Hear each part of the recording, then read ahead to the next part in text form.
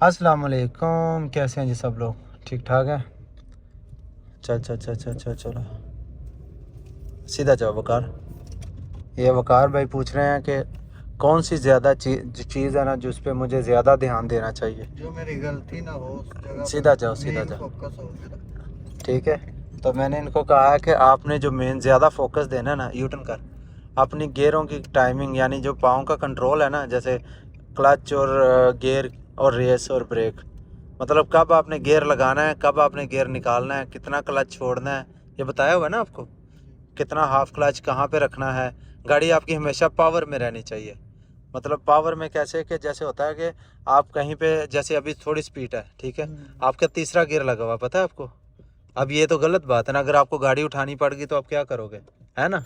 अब एक ही टाइम में आप 3 गियर चेंज कर रहे हो, 3 से 2 आए हो, 2 से 1 आए हो, ये गलत था। आपको जब पता था कि आगे मेरे स्पीड ब्रेकर आ रहा है, मुझे ब्रेक करनी पड़ेगी, तो आपको पीछे से गियर चेंज करना चाहिए था।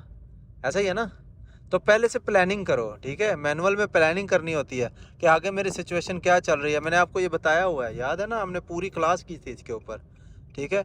तो मैनुअल में पहले प्लानिंग करनी होती है कि आगे मेरे सिचुएशन क्या चल रही है, ठीक है। अगर आप 4 पे हो तो आगे देखो, आपको लगता है आगे मुझे ब्रेक लगानी पड़ेगी या स्पीड डाउन आई है, उसी टाइम 3 करो। और क्लच थोड़ा लूज़ करो ताकि क्लच के ऊपर गाड़ी इंजन के ऊपर आए, ठीक है। आपको लगता है फिर भी मुझे और डाउन करना पड़ेगा, 2 करो, फिर थोड़ा क्लच लूज़ करो, ठीक है।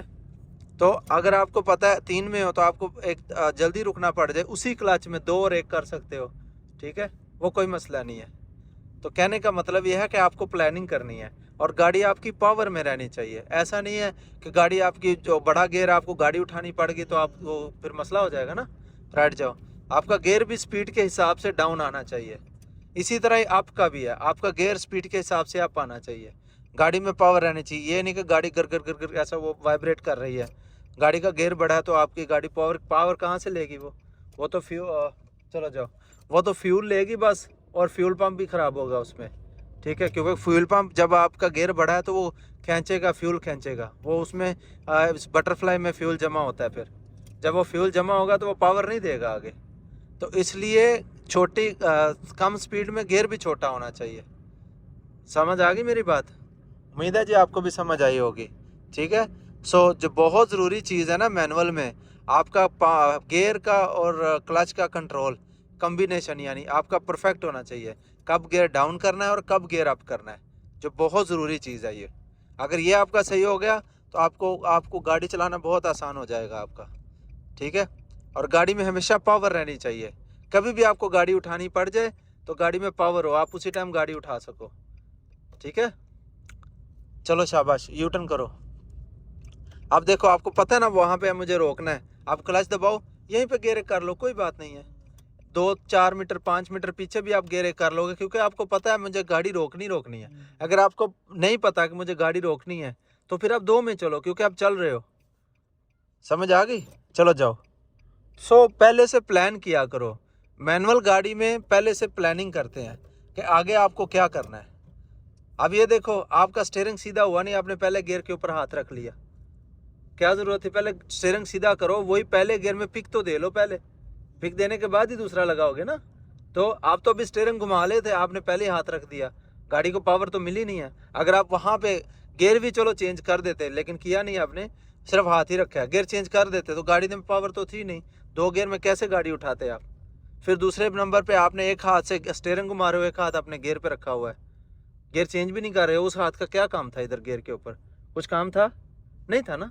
तो ये बात है, आप अपनी जो है ना टाइमिंग ठीक करो गियरों की। फिर गियर का, जब आपने गियर चेंज कर लिया, आपका हाथ स्टीयरिंग पे होना चाहिए, आपका हाथ गियर पे नहीं होना चाहिए, ठीक है।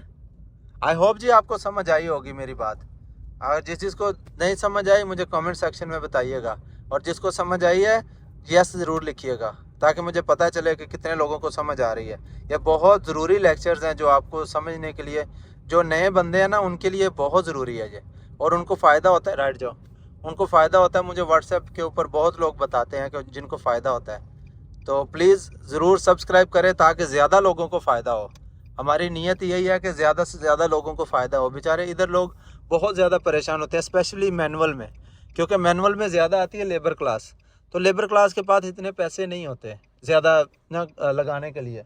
सो हमारी वीडियो से उनको बहुत सारी चीज़ें समझ आती है। जब वो फिर ट्रेनिंग करने जाते हैं तो वो उनके पॉइंट्स ज़हन में होते हैं, वो अपने इंस्ट्रक्टर से पूछ सकते हैं कि सर मुझे ये पॉइंट्स मैंने देखे थे, ये पॉइंट मैंने देखे थे, मुझे काइंडली इस पॉइंट के ऊपर वर्क करवाएं। तो ये बहुत ज़्यादा फ़ायदा होता है उनको।